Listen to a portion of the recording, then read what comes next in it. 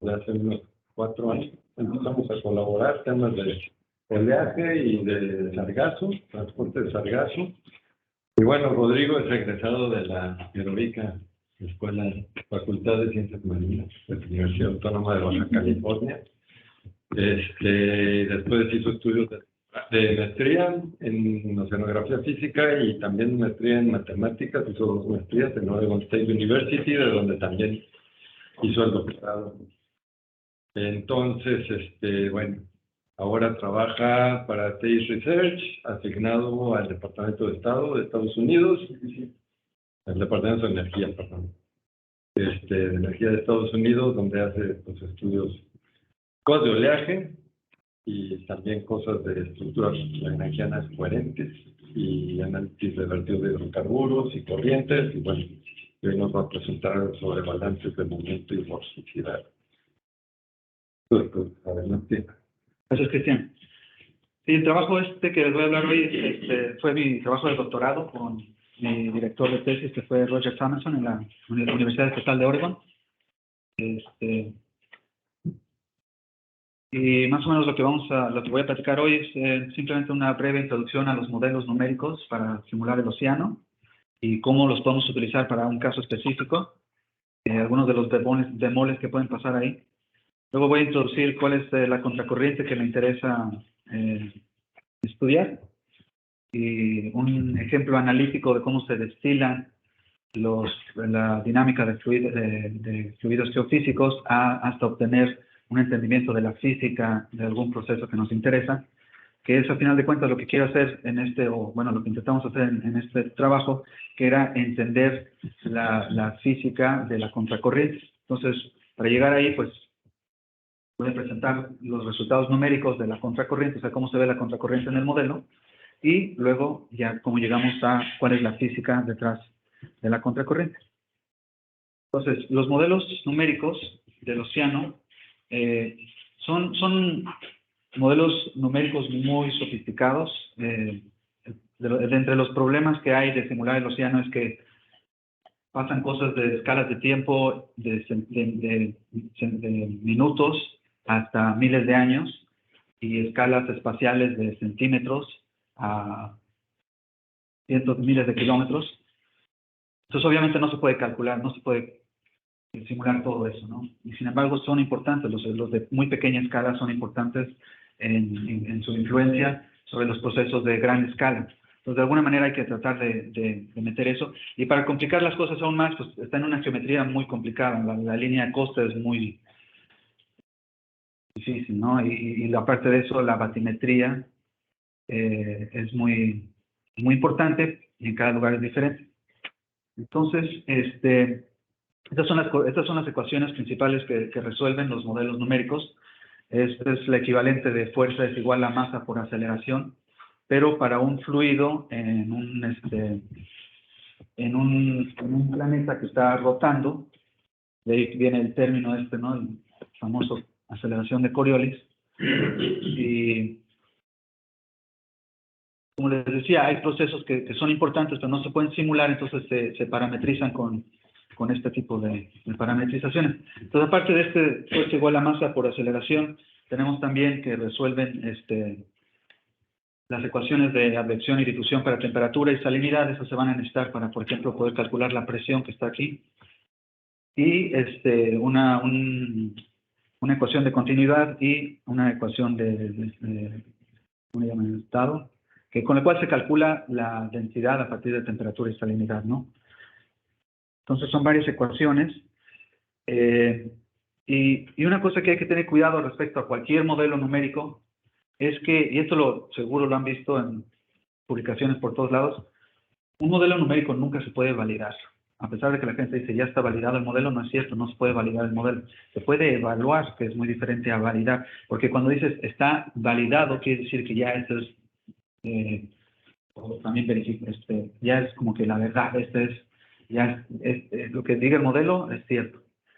Y lo que dice el modelo a veces es cierto y a veces es falso, dependiendo de la situación. Puedes evaluar si es adecuado para tu uso particular. Entonces, si alguien trabaja con modelos o simplemente le interesa, yo les puedo recomendar mucho este esta publicación de Oreskes en 1994. Tiene varias publicaciones, pero esta fue la primera, donde dice eso precisamente, verificar y validar un modelo no se puede hacer. ¿Por qué? Porque el modelo está abierto. Entonces, tú lo evalúas con ciertas circunstancias y bajo esas circunstancias los resultados son muy buenos, entonces dices, ya está validado. Pero resulta que cuando cambian las circunstancias, el modelo ya te da una respuesta incorrecta. Entonces, no estaba validado ni verificado. Verificar tiene la connotación de verdad, sino que está evaluado para tus circunstancias particulares, ¿no? Entonces, ¿qué tan buenos son para predecir o explicar algo? Siempre tiene que estar, siempre se debe poder cuestionar, ¿no? No hay que tomarlo como que es la verdad.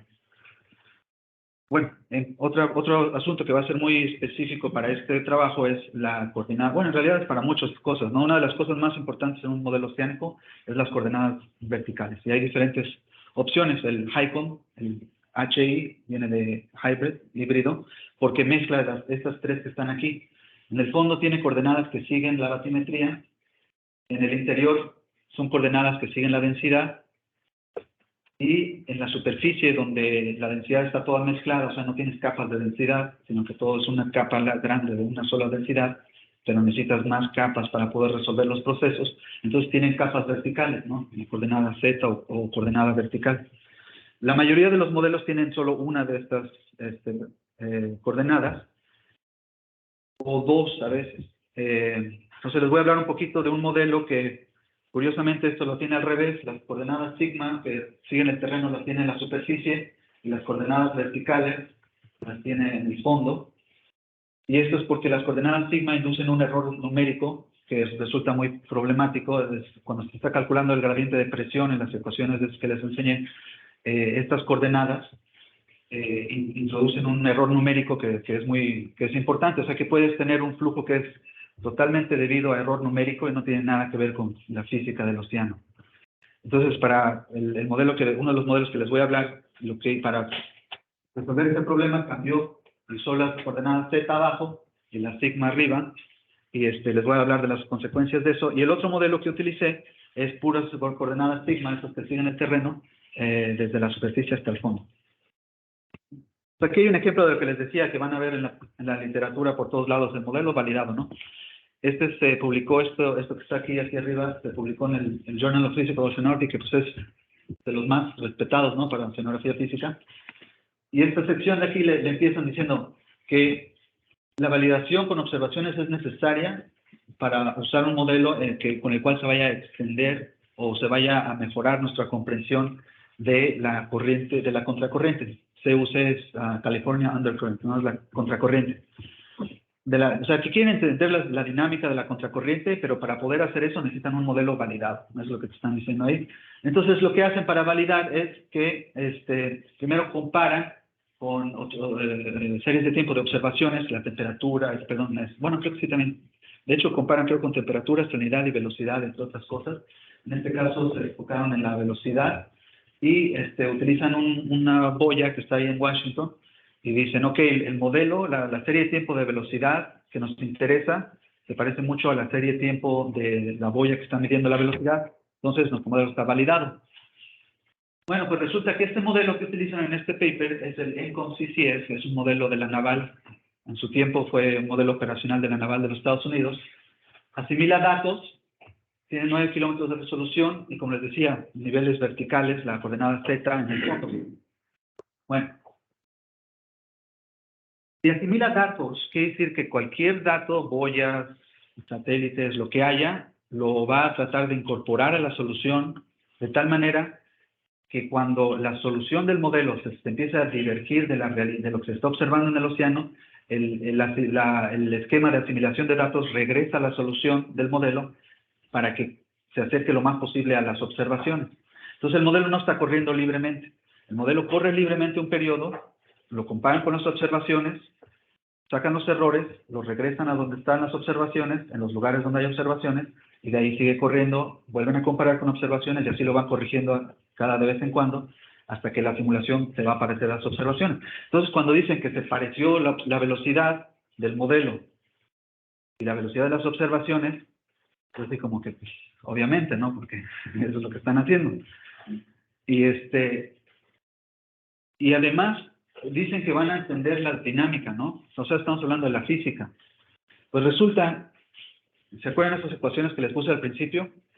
Resulta que los modelos que asimilan datos, hay momentos en los cuales no satisfacen esas ecuaciones, porque tienen que agarrar la solución que sí satisfacía las ecuaciones y corregirla a las observaciones. Y las observaciones y el modelo van a ser dos cosas diferentes. Entonces, ni siquiera se satisfacen las ecuaciones de donde pueden sacar la física, pero aún así están diciendo que lo van a usar para estudiar la física. Y hay más, no solo eso. En este paper de 2016 se encontraron que para que hubiera olas topográficas, topographic waves, hay diferentes tipos, ¿no? Pero para que existan estas olas, que simplemente son unas ondas que viajan pegadas a la ¿cómo se llama esta? La pendiente, necesitas una resolución bastante alta. O sea, el espacio de la malla en la dirección perpendicular a la costa, por el número de onda, debe ser menor a 1/2, lo cual te da, ya si lo calculas, que tiene que ser una resolución de 2 kilómetros. ¿Y cuánto es la resolución? 9 kilómetros. Entonces ni siquiera está resolviendo uno de los procesos más básicos de la región donde está la contracorriente, que es la pendiente. Y por si fuera todo esto poco, aún hay más. Resulta que cuando estás usando coordenadas verticales, este término, que es un término muy importante en la dinámica costera, siempre que hay una pendiente, este siempre suele ser un término dominante, es digamos, la proyección de la velocidad de la corriente con el gradiente de la pendiente del fondo marino. Pues resulta que este término es muy sensible a la coordenada vertical. Con coordenadas verticales, la física, o sea, cuál es la física que está dominando la corriente en tu modelo en particular, depende del modelo, de la resolución del modelo. Y peor todavía, mientras más incrementes, o sea, uno generalmente piensa, ok, tengo un modelo numérico, mientras más pequeña esté mi resolución, más se va a acercar a la verdad, voy a convergir a cierta solución que es la verdad. No, pues aquí resulta que no pasa eso. Incrementes o decrezca la resolución, no llegas a la verdad. La física sigue siendo, pues, alguna cosa numérica, que no es realmente física, es una cuestión numérica. Como quien dice, este modelo es casi el peor que se le podría haber ocurrido para estudiar la dinámica de la contracorriente, pero aún así se publicó y es un paper que pues mucha gente confía en él, ¿no? Entonces, a lo que voy aquí, nomás porque dos series de tiempos se parecen, eso no quiere decir necesariamente que ya tu modelo va a ser bueno. Hay un dicho que es más o menos famoso que dice, todos los modelos están mal, pero algunos modelos son útiles. Entonces, la pregunta ¿es este modelo útil para poder estudiar lo que me interesa? Y en este caso la respuesta es no, obviamente, por una serie de situaciones, ¿no? Bueno, pasamos al tema que sigue. Ahora vamos a hablar un poquito de la contracorriente. Resulta que estas contracorrientes están en todas las fronteras este del océano. O sea, por ejemplo, desde México llega hasta Alaska, ahorita les voy a mostrar. También está en la costa norte de África y Europa. Está en la costa sur de África. Está en Perú y Chile. Pues es una parte muy reconocida de los Eastern Boundary Upwelling Systems, ¿no? Y de hecho es tan prevalente que hasta en la costa oeste, o sea, la costa oeste de la India también hay. O sea que siempre que tienes una costa oeste de tierra, una costa este del océano, suele aparecerse una contracorriente como esta. Y han habido muchos estudios analíticos, numéricos, y aún así no se sabe exactamente por qué se genera esta contracorriente. Estudios que son contradictorios dan lugar a una contracorriente realista. Entonces, ¿cuál de los dos tiene la razón? ¿Cuál de los dos estudios es el correcto? Pues quién sabe. A veces con fondo plano, a veces con pendiente, a veces con este tipo de viento, a veces con el otro tipo de viento. Y muchos de esos modelos dan una contracorriente realista. Entonces, no se sabe, ¿no?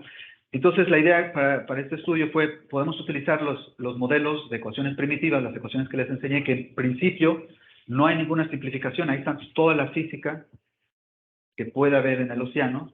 dentro de las limitaciones del modelo, o sea, es lo mejorcito que tenemos para estudiar la física del océano, y vamos a ver qué sale de ahí. Bueno, pues aquí está, la contracorriente inicia con esta agua, Pacific Equatorial Water, que viene desde la contracorriente del Ecuador, y desde ahí sube y se va por acá, está lo que le llaman a veces California Undercurrent. Pues se caracteriza por ser relativamente caliente, pero también al mismo tiempo tiene alta salinidad, por eso está una capa que está abajo, no está en la superficie. Tiene altos nutrientes y tiene poco oxígeno, por eso tiene mucha implicación biológica, ¿no? Porque de ahí hay nutrientes para, por ejemplo, las urgencias, pero al mismo tiempo, si llega esa agua, bien podría ocasionarte muerte en el fondo del mar, ¿no? Se piensa que puede ocasionar la muerte de los que viven ahí porque tiene poco oxígeno. Entonces, este paper muy interesante, lo que hacen es que empiezan a todos estos lugares, todas estas son observaciones y mediciones de temperatura y salinidad, y de ahí pueden sacar la temperatura y salinidad de la contracorriente. Entonces aquí te dice el porcentaje de agua que viene desde el Pacífico, ¿no? Desde el origen de la contracorriente. Y resulta que cuando andas por acá, en la frontera entre Estados Unidos y Canadá, todavía pone 40% o más del agua viene desde el Ecuador. Y cuando llegas hasta acá, al final de Alaska, las islas estas, pues todavía tienes un 5%, 10%, 15%. Entonces estamos hablando de una continuidad de 11,000 kilómetros más o menos. Eso es una corriente bastante inusual. Y les digo, está no solo en el norte de América, sino que también en otros continentes. Este es un promedio de 7 veranos, para ver más o menos la estructura de la contracorriente. Esto es en Oregon, más o menos latitud 44, algo así, si no me acuerdo correctamente. Es una línea que han estado midiendo por muchos años. Entonces en azul es velocidad que va hacia el Ecuador, o sea, negativo, y en rosa velocidad que va hacia el polo.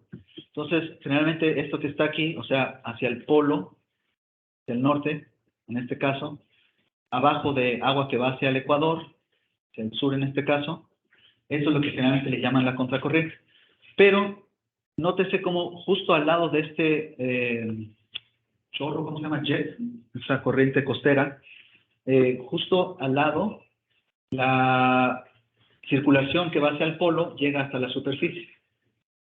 Pues bueno, esa es una imagen ahí de observaciones de cómo se ve.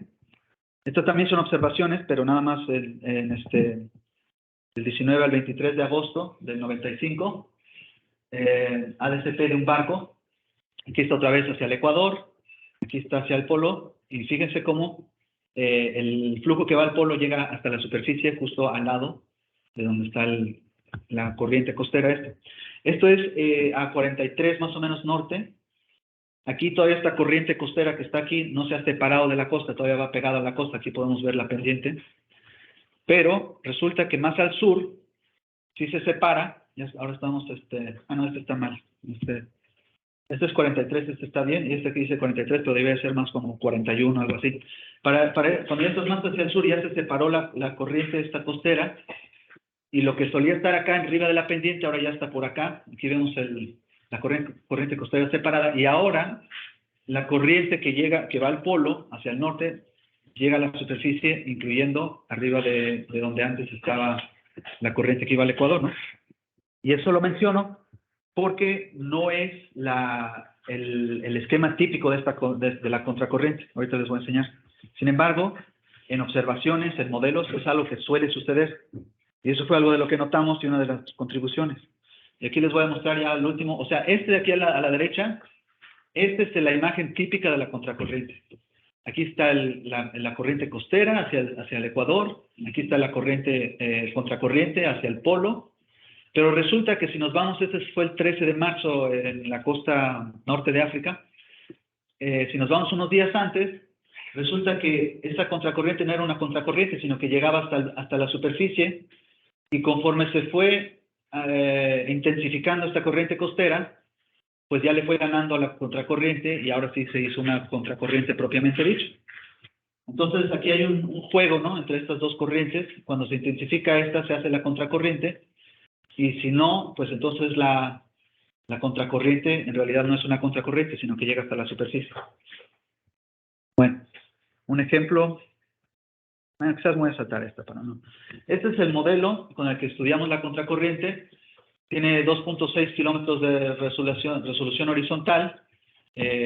Aquí tengo coordenadas que siguen el terreno, entonces no tengo los problemas que tenía el otro paper que les mencioné, pero tengo otros problemas diferentes, ¿no? O sea, no hay un modelo que sea perfecto. Cada uno tiene sus pros y sus contras. De los terrenos que tenía, los problemas que tenía aquí era el gradiente de presión que proviene de un error numérico.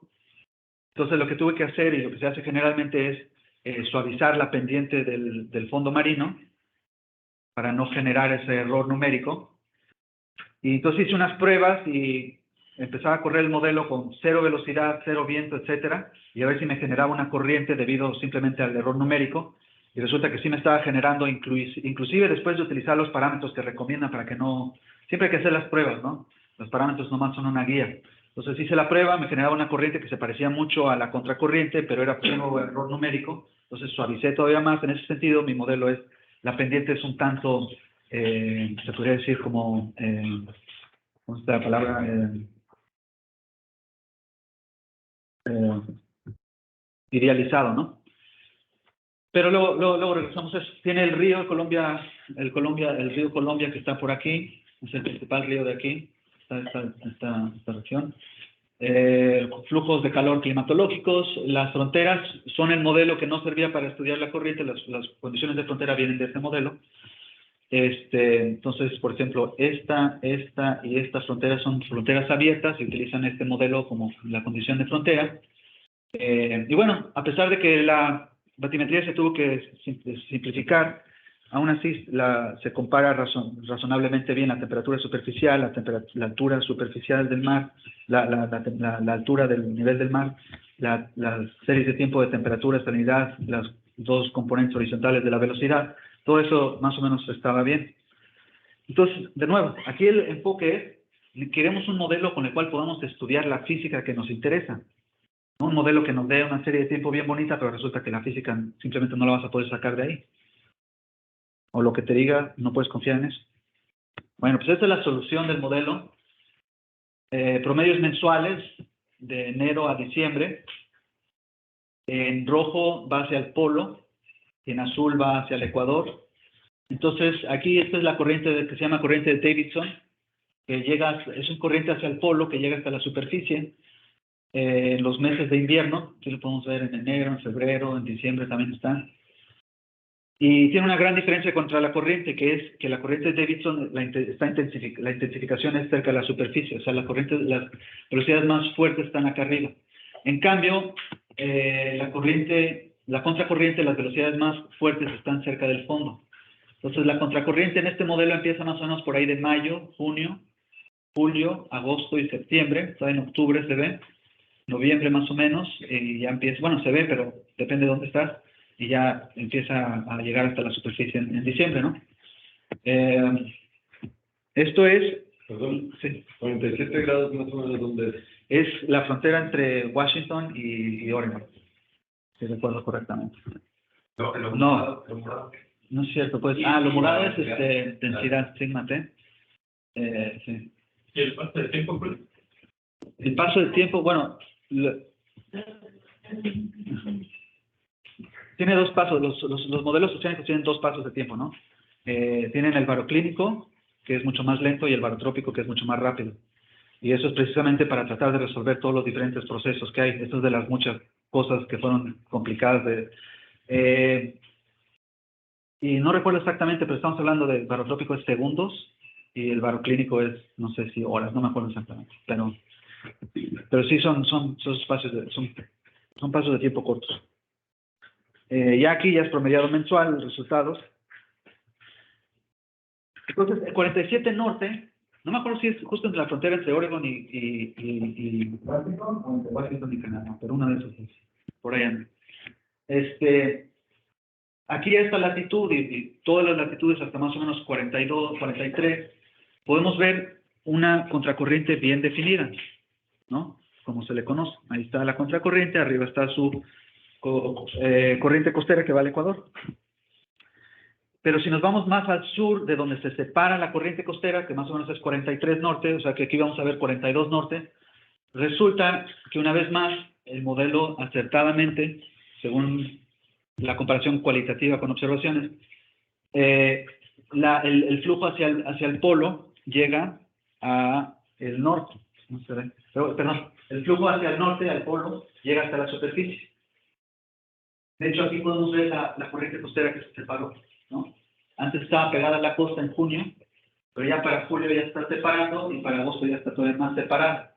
Entonces llega el flujo hasta la superficie. Y eso resulta, o sea, ahorita simplemente estamos viendo como una descripción, lo que le llamarían la cinemática, una descripción sin consideración a las fuerzas y qué genera la corriente, ¿no? Simplemente porque es importante entender cuál es tu corriente y cómo la defines antes de estudiar la física y la dinámica. Y esto de que llega a la superficie cuando no está la corriente costera va a resultar ser importante.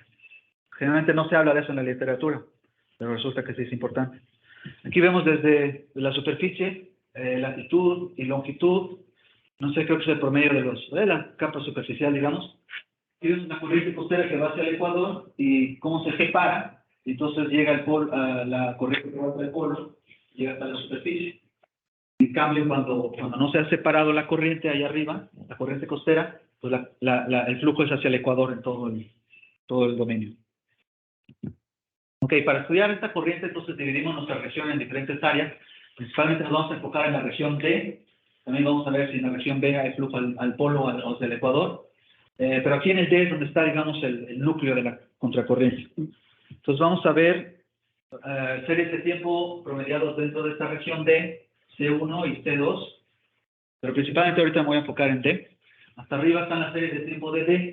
Y estas series de tiempo son a 3 latitudes. El negro, 42 norte, en gris, 44 norte, y la punteada, 47 norte. Y esta serie de tiempo la separé en dos componentes, es decir, su frecuencia baja, que es simplemente un promedio corriente de 30 días, y la alta frecuencia sería lo que le falta para completar la serie de tiempo completa, ¿no? El residuo, digamos. Y si se fijan así con cuidado, resulta que lo que pasa, si vemos la serie de tiempo de alta frecuencia, lo que pasa a latitud 42 pasa un poco antes en tiempo que lo que pasa en latitud 44 y luego pasa un poco después en latitud 47, como si estuviera propagando hacia el polo. En cambio, la baja frecuencia, pues más o menos está haciendo lo mismo en todos los lugares, ¿no? Y efectivamente, si calculo las correlaciones, estas son correlaciones como función de tiempo, del lag, del desfase de tiempo y de la distancia norte-sur. Entonces, lo que pasa en la parte sur de mi dominio, resulta que también pasa, se correlaciona muy alto, unos arriba de 0.8, con lo que pasa en el norte. Conforme voy subiendo hacia el norte, va pasando lo mismo, pero un poco después en el tiempo. Entonces, esta pendiente blanca es una propagación de 4 metros por segundo hacia el norte, que es exactamente la propagación de ondas costeras atrapadas a la costa para esta región. O sea, lo normal es 3.2 a 4.8 metros por segundo, y esta línea blanca es exactamente 4 metros por segundo, ¿no? Entonces, exactamente, quizás da tan bonito porque la batimetría está suavizada, entonces no tiene mayores problemas. Pero entonces la alta frecuencia se propaga hacia el norte como ondas costeras, casi nunca reversa el signo. O sea, si vemos nosotros aquí, el signo del transporte total en esas latitudes se debe a la baja frecuencia. Estas perturbaciones de alta frecuencia casi nunca cambian. Es decir, si la alta frecuencia está positiva, la perturbación cuando es negativa no alcanza a cambiar de signo el transporte total, la suma de esos dos. Entonces, el transporte se debe principalmente a la baja frecuencia, y además la alta frecuencia pues no contribuye a transporte de masa, simplemente son como ondas que no transportan masa, ¿no? A primera aproximación. Entonces, de ahí agarramos que la definición de la contracorriente va a ser transporte de baja frecuencia abajo de 150 metros de profundidad. Un análisis lagrangiano, que no lo muestro aquí, nos demuestra que hay una contracorriente propiamente dicho solamente desde mayo hasta septiembre. En los otros meses la contracorriente realmente llega hasta, no es contracorriente porque llega hasta la superficie. Y también, si se separa la corriente costera que les decía, que va hacia el Ecuador, entonces el flujo que va hacia el polo, pues llega hasta la superficie, ¿no? Eso también lo vemos en el análisis lagrangiano. Entonces, esta es la definición de la contracorriente, y de ahí vamos a tratar de entender la dinámica. Entonces, estas son las ecuaciones que nos da ROMS. ROMS, el modelo que utilicé, como muchos otros modelos, te regresan cada uno de estos términos, ¿no? Promedios de 6 horas, ahí tienes tu archivo para cada paso de tiempo. Y entonces puedes descargar esa información y tratar de ver cuál es el balance. ¿Cómo vamos de tiempo? Entonces ahí están las ecuaciones, las ecuaciones para la velocidad U en azul arriba y para la velocidad B en la ecuación roja, la roja abajo. Y lo que puedo hacer para comparar cada uno de estos términos es dividir, por ejemplo, la tendencia o la aceleración, lo puedo dividir o sea, este término lo puedo dividir, no, lo puedo dividir por este. O sea, todos, como sabemos que en fluidos geofísicos la aceleración de Coriolis suele ser un término dominante, pues podemos comparar todos los términos de las ecuaciones con la aceleración de Coriolis y a ver cuál se parece al término dominante, ¿no? Entonces, si nos da, por ejemplo, casi 0, pues quiere decir que la aceleración es muy pequeño comparado con la aceleración de Coriolis. Y eso es lo que vemos aquí. Estas son las probabilidades de que este término dividido entre Coriolis... No se ve el mouse, ¿no? Bueno, voy a hacer así. Esta es la probabilidad de que encuentres un valor entre 0 y 0.1 cuando divides entre ¿no? Quiere decir, es muy pequeño. Arriba la distribución acumulada. Y pues todos son muy pequeños, ¿no? Todos están sesgados hacia casi 0. Aquí lo comparo con el gradiente de presión. Cuando la aceleración de Coriolis y el gradiente de presión tienen el mismo valor, pues ese es el famoso balance geostrófico. Entonces lo que podemos ver es que principalmente está en balance geostrófico. Tiene algunas contribuciones de términos afectivos, de estos términos 1B, 1C, 1D, los términos no lineales estos. Y también quizás un poco de aceleración. Ahora, los dos son más o menos lo mismo, pero nótese cómo el rojo es mucho más pequeño aquí que el azul. Entonces, en realidad, el azul, geostrofía, es de 2 a 4 órdenes de magnitud más grande, o sea, este balance de gradiente de presión y aceleración de Coriolis, esos términos son varios órdenes de magnitud más grande que el resto de los términos, y en la otra ecuación de la velocidad B, geostrofía es nada más 2 a 3 veces, ¿no? Órdenes de magnitud, más grande que los otros términos. Entonces, pues esto ya se sabía, esto no necesitamos correr el modelo para hacerlo, porque esto ya se sabe desde hace mucho que la corriente que va paralela a la costa, o sea, B, es geostrófica puramente. En cambio, perdón. Sí, esta corriente B geostrófica domina a todos los demás términos. En cambio, esta corriente U geostrófica tiene otras contribuciones, por eso geostrofía en la roja no es tan fuerte como geostrofía en la azul. A lo largo de la costa, la corriente que va a lo largo de la costa es prácticamente pura geostrofía, y la corriente que va perpendicular a la costa es geostrofía, pero también tiene otras contribuciones. Y eso se ha utilizado para modelos numéricos, ese resultado se ha utilizado para muchos modelos analíticos, numéricos, etc. Entonces eso ya se sabe desde los 50, 60, una cosa así.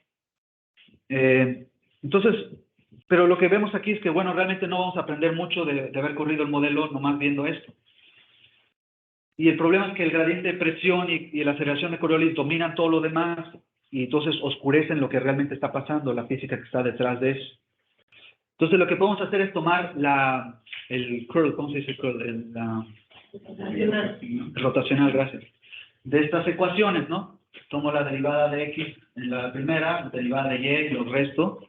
Y eso lo que va a ocasionar es que se van a cancelar esos dos términos, porque las derivadas parciales cruzadas las puedes ser equivalentes, se cancelan, y entonces terminas con otras ecuaciones de vorticidad, que ya no tienes ese problema del gradiente de presión porque te lo eliminas.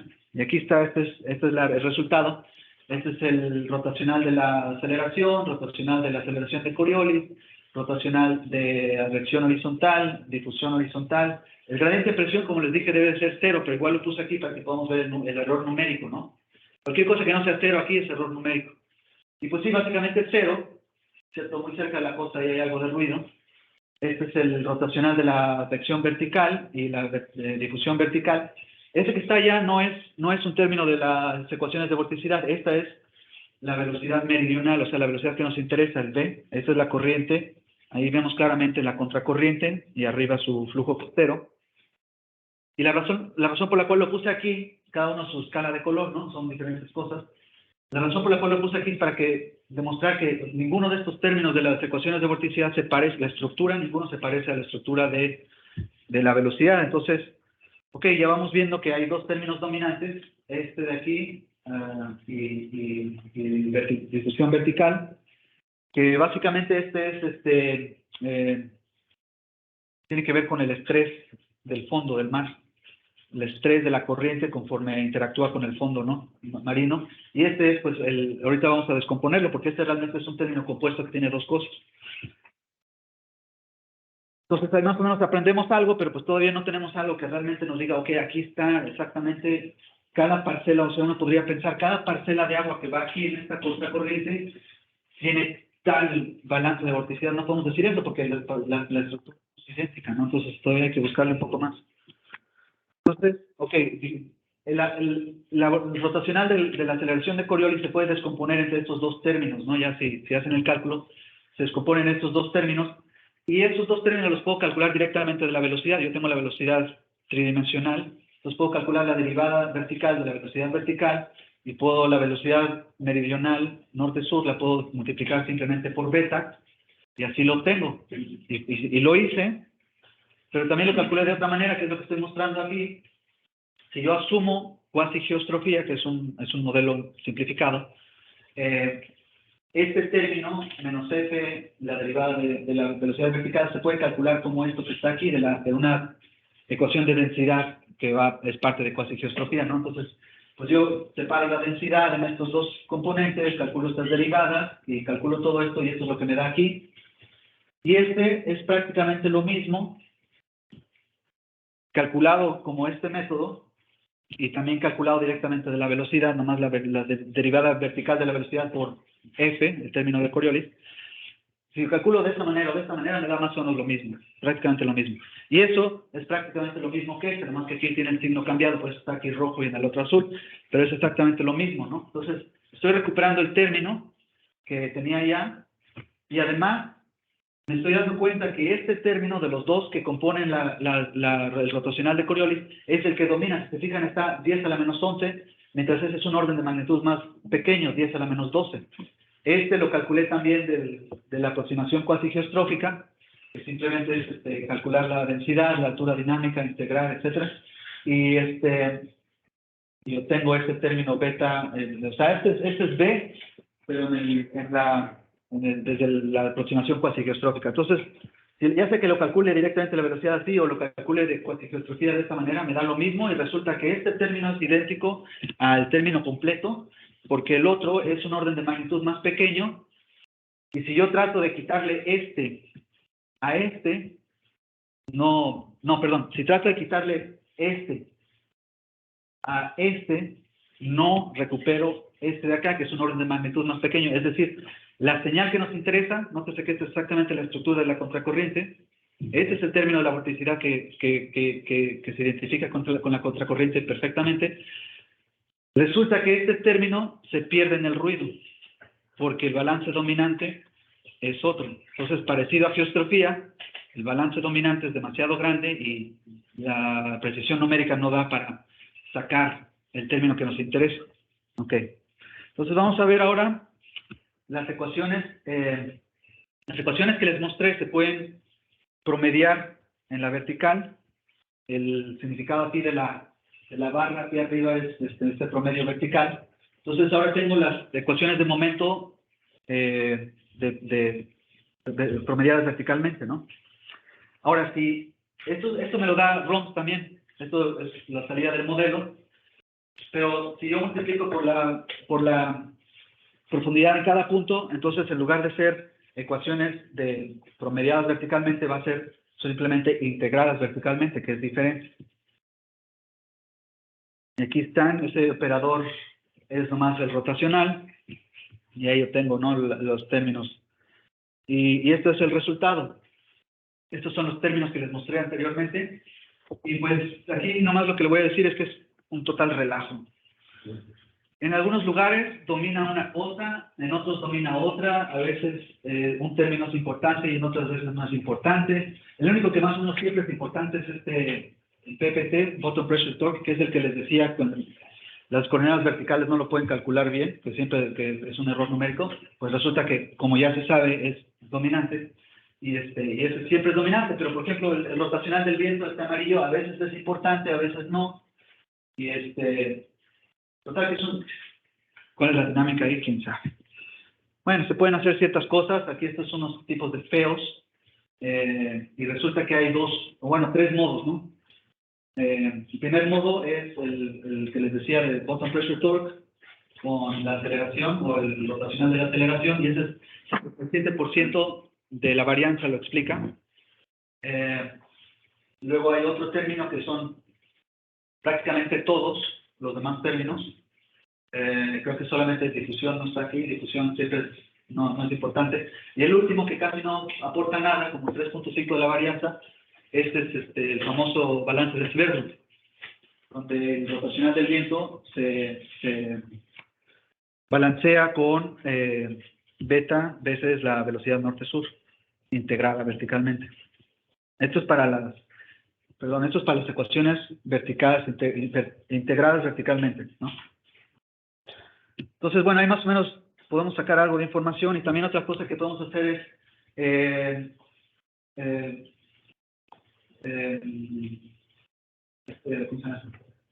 gráficas de distancia, tiempo, Hofmüller, ¿cómo se llama?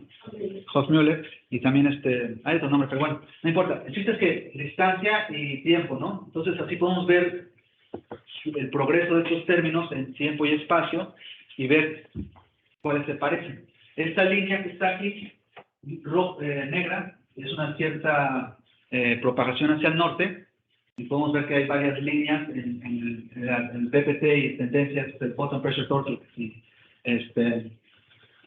Entonces esos dos se parecen. Aquí una cosa que voy a mencionar es que estos tres términos, Bottom Pressure Torque, la rotacional de la aceleración y la rotacional de los términos advectivos, los tuve que dividir entre 5 para poder graficarlos con la misma escala de calor, de color, es decir, son 5 veces más grandes que todos los demás términos, ¿no? Y efectivamente vemos el primer feo aquí es el Bottom Pressure Torque y Tendency, ¿no? Eso es lo que tenemos acá, esos dos términos de las rayadas, es decir, son los únicos dos que comparten esa. Entonces puedo hacer para ver cuáles términos se comparan bien, puedo hacer una transformada de Radon, pero bueno, aquí hay ciertas estructuras. Podemos ver esta estructura aquí en medio de la tendencia, solamente se parece a estas. Ahí estamos viendo estas resulta que son ondas costeras, ahorita las vamos a ver. Bueno, no voy a pasar mucho tiempo aquí. El chiste es que ahorita lo vamos a ver desde otra perspectiva, los mismos resultados. Entonces, voy a saltar. Esta es una transformada de Fourier en 2 dimensiones. Entonces, agarro mis secciones de tiempo y les hago una transformada de Fourier. Entonces, ahora tengo el número de onda acá, o ciclos por kilómetro, y número de ciclos por día acá. Y entonces puedo ver cuáles empiezan a aparecer, ¿no? En BPT y en tendencia, esas líneas negras son topographic Rossby waves, o no sé cómo se llama, no me acuerdo cómo se llama. Rossby, ¿no? Es que, sí, ondas topográficas así nomás. Las baroclínicas. Y justo coincide aquí, ese círculo es un máximo de energía, ¿no? Entonces esas ondas son importantes. Las líneas punteadas son las ondas costeras, no topográficas, pero costeras, que es otro tipo de onda costera, calculado para la batimetría, la corriente promedio, la fricción, todos los parámetros que hay en el modelo. Y está poquito desfasado de estos máximos en rojo que vemos aquí, está poquito desfasado, pero resulta que ese desfase son como 3 horas. O sea, no le da exactamente a ese máximo por 3 horas. Y mis términos de las ecuaciones de momento, con los cuales calculo todo esto, están promediadas en 6 horas. Como quien dice, esto es dentro de la precisión que tenemos, ¿no? Luego hay una señal aquí, que estos son propagación con velocidades constantes. Estos son los términos advertidos y solamente tendencia, BPT y tienen eso, sí, un poco de photon stress. Entonces ahí podemos empezar a ver cuáles se parecen, pero nosotros, como nos interesaba, dijimos la definición es la baja frecuencia, entonces vamos a ver esto de acá abajo, que es baja frecuencia, ahí está. Entonces, lo que vemos, no solo nos interesa la baja frecuencia, también nos interesan ondas muy largas, más o menos todo el dominio, ¿no? Entonces, estamos interesados principalmente como en estos puntos que están aquí. Entonces, tenemos que el rotacional del viento, un poco de rotacional del fondo, un poco de advección, tendencia casi no, la bottom pressure torque, la velocidad conforme pega la batimetría, es importante, y luego este término beta, ¿no? Es un poco de difusión allá. Entonces ahí más o menos llegamos a lo mismo que nos habían dicho los feos, que la mayoría de estos términos. Ahora volvemos a repetir el análisis para las ecuaciones promediadas verticalmente, no integradas, sino promediadas verticalmente. Y ahora sí se ve mucho más limpio, las series de tiempo están mucho más limpias. Hay 3 términos dominantes, está beta, está el rotacional del viento y está el bottom pressure torque en morado. Y eso siempre, no importa qué región, siempre son los 3 términos dominantes. Pero resulta que esto es mucho más difícil de interpretar. Porque si vemos las ecuaciones de vorticidad, se calcula, como les decía, se toma el rotacional de la ecuación U para U y la ecuación de B y la ecuación de U. Y total que se calcula toda esta onda. No los voy a aburrir con tantos detalles, pero el chiste es que si haces todo esto, este término de la presión, recuerden que tenemos la integral, es función de la batimetría. Entonces, cuando tomas la derivada de esa línea arriba, es un promedio que tiene que ver con la batimetría, pues tienes que derivar, entonces se hace un relajo y obtienes todos estos términos de aquí. Este término tan inocente que se ve, a ver si lo puedo... A ver si se ve. No quiere. Bueno, no importa. Este término de gradiente de presión tan inocente como lo ven, se hace todo este relajo de acá y este relajo de allá. Este corriente, el de la aceleración de Coriolis, se convierte en estos dos. Y pues el estrés del viento está allá, es y el estrés por el fondo, fricción con el fondo está acá, ¿no? Total que ahí se hacen una serie de simplificaciones para tratar de procesar lo del gradiente de presión y se obtiene, ahora sí, en una forma más simplificada, eso es lo que queda del gradiente de presión. Esto es aceleración de Coriolis, estos 2 términos. Estrés en la superficie, estrés en el fondo. O sea, bueno, ya después de hacer todo este relajo ya se ve más bonito, pero ya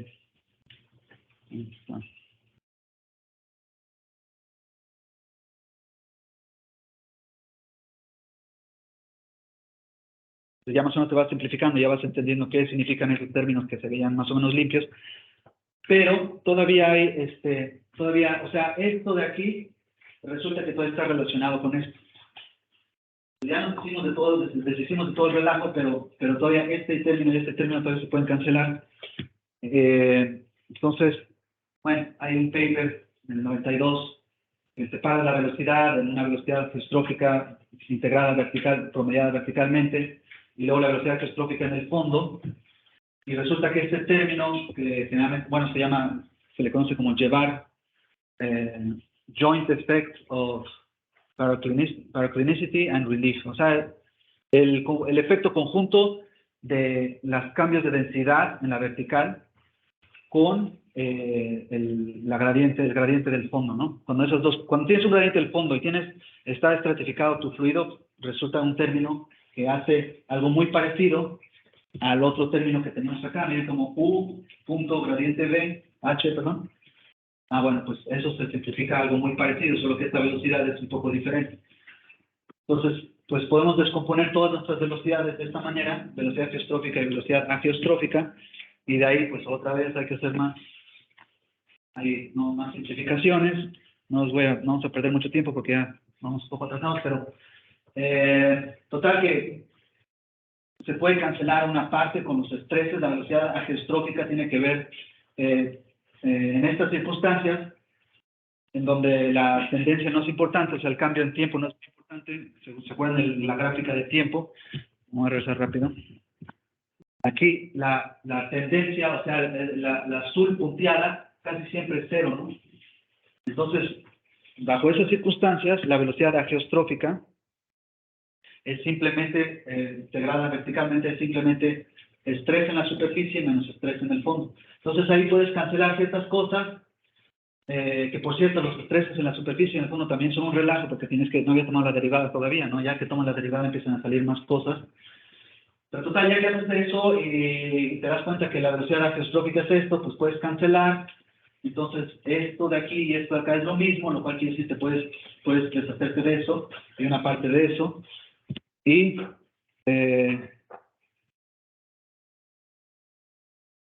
así es como ya podemos ver que realmente esto que se veía bonito es, ya después de todas estas simplificaciones, todo este trabajo, ya podemos ver que este es el balance de vorticidad. Entonces tenemos el término beta, un bottom pressure torque, pero es la velocidad geostrófica en el fondo, y el rotacional del viento, el rotacional del estrés por fricción con el fondo. Y resulta que este balance es prácticamente idéntico, excepto por el término beta B, el término beta al principio, a un modelo que le llaman el Arrested Topographic Wave, que se publicó, bueno, en realidad, Kedlowski en 1974 lo publicó por primera vez, precisamente para explicar la dinámica de la contracorriente. Ya estamos hablando de ¿qué son? ¿40 años? No, 50 años. 48. Gracias, señor.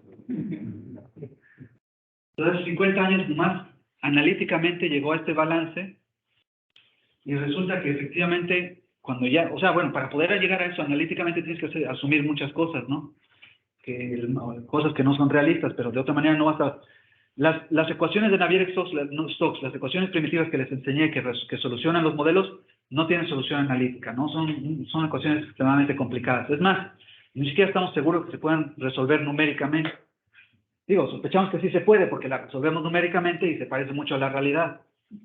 Pero nadie puede garantizar que sí esa es la que tienen solución. Ni siquiera sabemos si tienen, estrictamente, rigurosamente hablando, desde un punto de vista matemático, ni siquiera nadie les puede garantizar que esas ecuaciones tienen una solución. Entonces, total, que hace una serie de simplificaciones, llega a este modelo, y ahora, ¿cuánto dijimos? 50 años casi después, 38 años después, agarramos las ecuaciones primitivas, que es toda la física sin ninguna simplificación, hasta donde se puede, porque si hay ciertas simplificaciones, pero lo mejor que podemos hacer, y resulta que da lo mismo prácticamente, ¿no? Una pequeña diferencia ahí. Luego, esto también fue un oceanógrafo muy famoso, ya murió, ¿no? Chanadi, en el 78, en el 82 y en el 88, también dice que es el mismo balance para la contracorriente, pero él utiliza un modelo barotrópico. Entonces, resulta que es un modelo barotrópico, es decir, la velocidad es la misma desde el fondo hasta la superficie. Y barotrópico aquí definido como la presión en el fondo o como la velocidad geostrófica en el fondo. Y es por eso que si no tienes una corriente superficial, que va al ecuador, entonces lo que llaman contracorriente no es una contracorriente, es un flujo barotrópico que va hacia el polo, pero desde el fondo hasta la superficie. Y es cuando interactúa con la corriente costera que se hace una contracorriente propiamente dicha. Aquí está, por eso se puede explicar en términos de las ecuaciones integradas verticalmente, porque sí es importante las diferencias de densidad en la vertical, pero es importante en el sentido de que cómo se interactúa con la corriente costera. Bueno, ahí están las mismas figuras que ya les había enseñado, ¿no? Cuando no hay corriente costera, el flujo llega hasta la superficie, o sea, el panotrópico. Pero cuando hay corriente costera, pues interactúa y ya se hace contracorriente propiamente dicho. Bueno, a ver. Bueno, esta es otra manera de verlo, ¿no? Ya con eso termino. Este es el número de Burger que compara la importancia de la estratificación. Y lo que vemos aquí, esta es la probabilidad, en color es la probabilidad de que tengas, esta es la velocidad norte-sur. Entonces aquí sería hacia el polo en positivo y aquí sería hacia el ecuador en negativo. Entonces, ¿cuál es la probabilidad de que tú tengas un flujo hacia el polo cuando la estratificación es muy importante? A ver, permítame un segundo. Sí. Sí, ok, entonces, entre 0 y 1, este es el número de Burger que está ahí arriba, entre 0 y 1, la estratificación no es importante, y entonces obtienes flujo al norte, esta es la corriente de Davidson, en el invierno acá también está la corriente de Davidson, o sea, flujo hacia el polo, y la estratificación no es importante. Pero cuando venimos a los meses donde hay la contracorriente, resulta que cuando la estratificación es importante, en la superficie, esta es la velocidad en la superficie. La velocidad en la superficie va hacia el sur. En cambio, cuando la estratificación no es importante, la corriente va hacia el norte. Es otra manera de verlo, ¿no? Esto incluye todos los puntos del dominio, en donde comprobamos lo que estamos diciendo. La estratificación, la estratificación la podemos... Si tienes esta corriente costera, hay estratificación. Entonces, simplemente es otra manera de ver lo mismo. Aquí está muy estratificado el mar. Aquí si viéramos la densidad, aquí estarían las isolíneas de densidad así bien con una pendiente clara. En cambio, aquí está más, menos estratificado. Entonces, otra manera de decirlo es cuando hay una corriente costera en la superficie, o lo que es lo mismo, cuando la estratificación es importante, el flujo va hacia el ecuador, aquí está el negativo, y cuando no es importante, el flujo va hacia el polo, aquí está positivo. Entonces simplemente es otra manera de verlo, la misma cosa. Y bueno, un placer estar aquí. Y cualquier pregunta.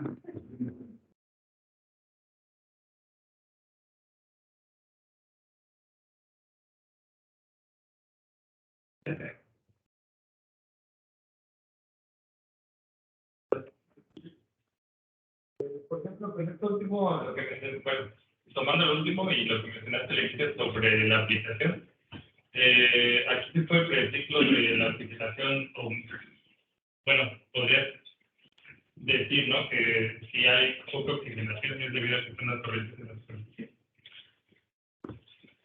Bueno, la contracorriente, si recuerdan hasta el principio, la contracorriente está por toda la costa, ¿no? Por toda la costa desde México hasta Alaska. Sí. La pregunta entonces es, ¿cuándo se sube a la plataforma en donde están las especies importantes? Porque siempre va pegado a la pendiente, pero a veces cuando hay surgencia, no es que llegue directamente hasta la superficie, el agua que está en la contracorriente, pero sí se sube encima de la plataforma continental, el shelf, exactamente, y ahí es donde ocasiona destrozos. Entonces, en ese sentido, es muy importante para, por ejemplo, los que recogen cangrejos, algunas pesquerías del fondo, cosas así.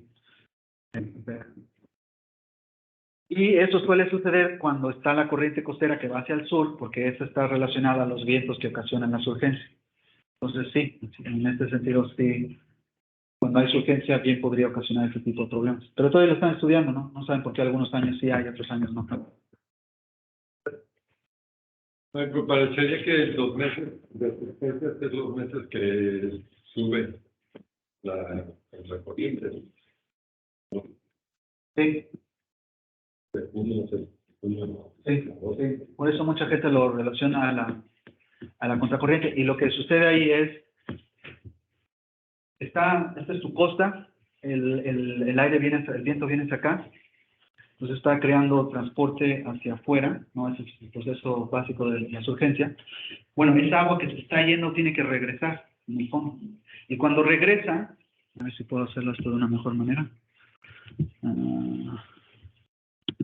No. Cuando regresa, esta velocidad, U, es en contra de la costa. Entonces pega con la pendiente y ahí se arranca todo este sistema. Entonces, por eso está relacionado a las urgencias, aparentemente. ¿Qué dices que esa agua que tiene que regresar? Porque si no, pues, o sea, no puedes vaciar la costa de agua, ¿no? Bueno, se tiene que reemplazar. Pero no Reemplazar, tiene que... Entonces el agua que está saliendo a la superficie regresa en el fondo, interactúa con la batimetría y ahí tienes además tu rotacional del viento y la misma velocidad. Esta no, pero la velocidad que va norte-sur tiene... Este término realmente lo podemos cancelar de aquí porque la velocidad es perpendicular a la costa, no ocasiona mucho estrés, pero este sí, este término también, entonces ahí se hace el balance de la contracorriente. Oye, pero entonces cuando sube esa agua, ¿no es esa agua del PBW?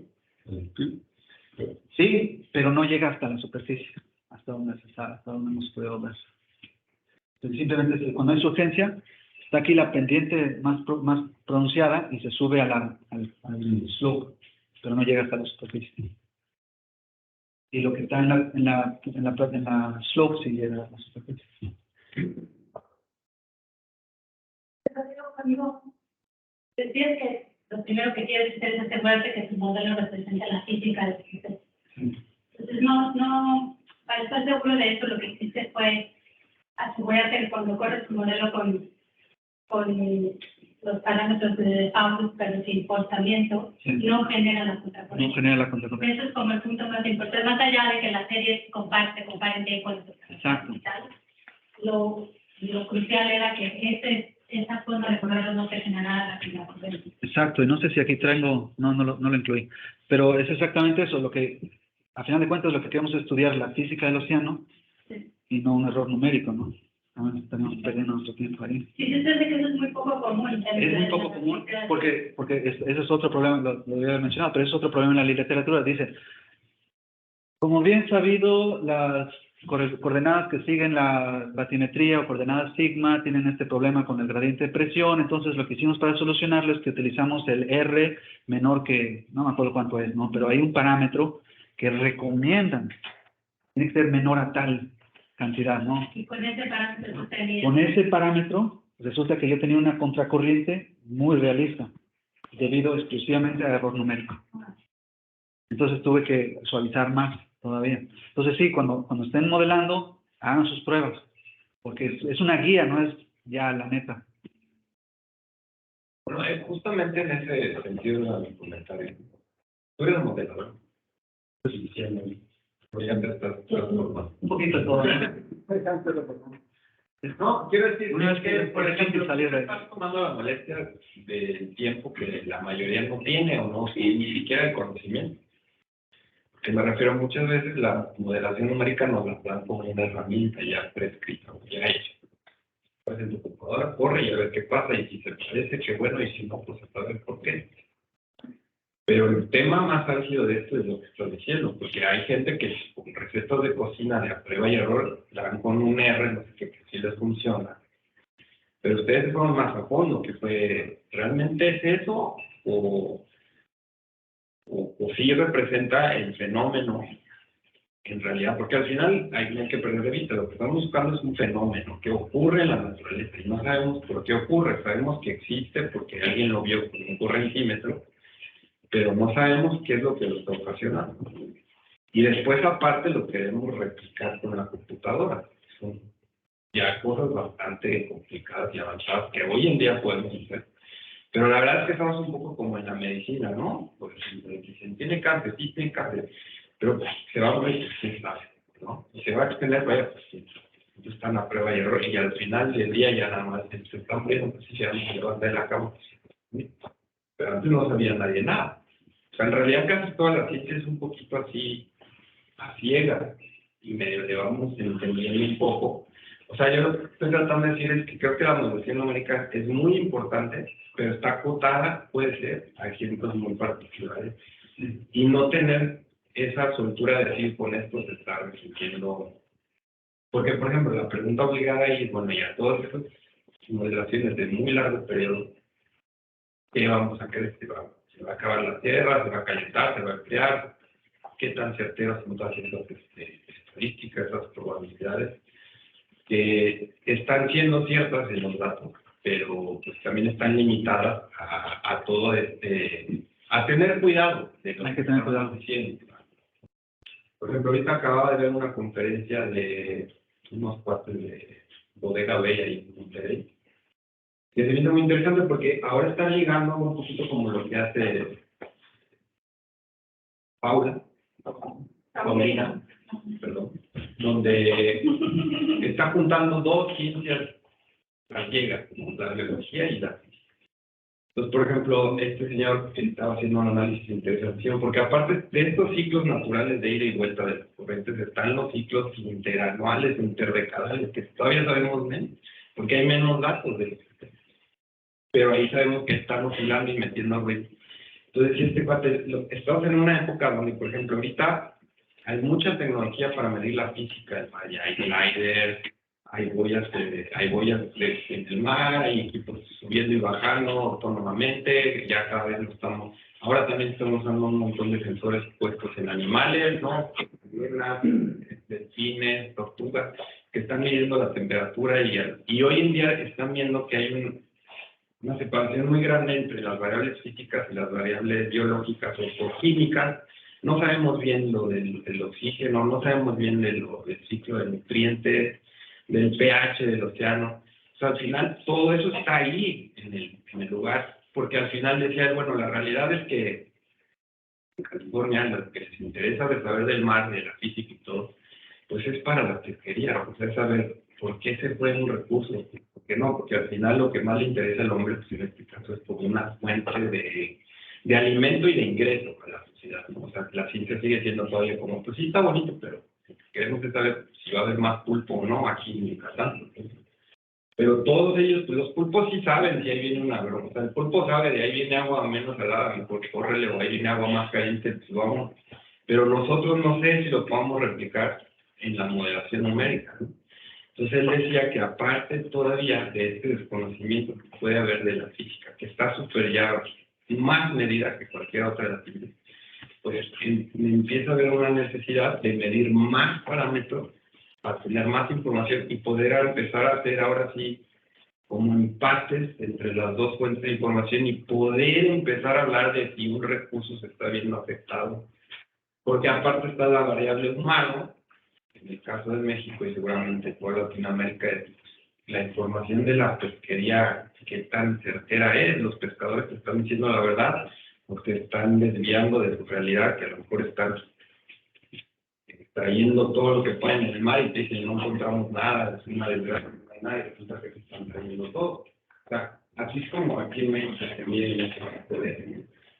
Ya me salió un poquito el tema, pero bueno, al final del día, tú como modelador, ¿cuál es tu recomendación o cuál es tu opinión? No, ustedes son temas muy importantes y quizás la recomendación más importante es que cuando les digan no seas clavado, ignórenlos y clávense.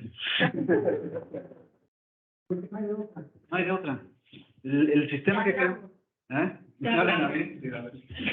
El sistema, como dices, ¿no? El sistema que queremos estudiar es súper complejo.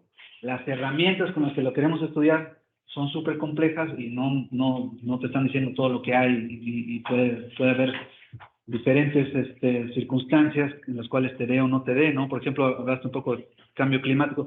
Resulta que prácticamente todos los modelos con los que se estudia el cambio climático, la parte oceánica utilizan coordenadas verticales, o sea, la coordenada Z. Como quien dice, la dinámica cerca de donde está la pendiente probablemente está mal. Lo están tratando de mejorar y hay Hay métodos que esas coordenadas verticales se puede hacer algo un poco mejor, pero está, o sea, preguntar si es válido o no es necesario, ¿no? Es muy válido. Entonces, efectivamente, ¿no? O sea, es todo lo que queremos saber es complejo, las herramientas que tenemos para poder entenderlo son complejas, y no hay de otra más que realmente tratar de entender bien las herramientas con las que estás trabajando, lo que quieres tratar de entender y ver qué se puede hacer, ¿no? Y tomarse todo con un poco de calma y con un poco de ¿cómo se dice? Cuestionarlo, no se lo crean nada más porque se lo dijo ya que No, es verdad. y yo creo que es algo también más delicado, que aparte está publicado en Está publicado, no, vas a encontrar, pues eso de que está, en Nature. sí, eso de que mi modelo está verificado y está, ¿cómo se dice? Validado y todo eso lo vas a encontrar. Y luego, además, ni siquiera lo puedes evitar. Entonces, pero sí, eso sí, por ejemplo, ese es otro, ¿no? Hay que estudiar, ¿no? Ni modo. Si estudiaron ciencia, pues, ustedes solitos se metieron en esa onda.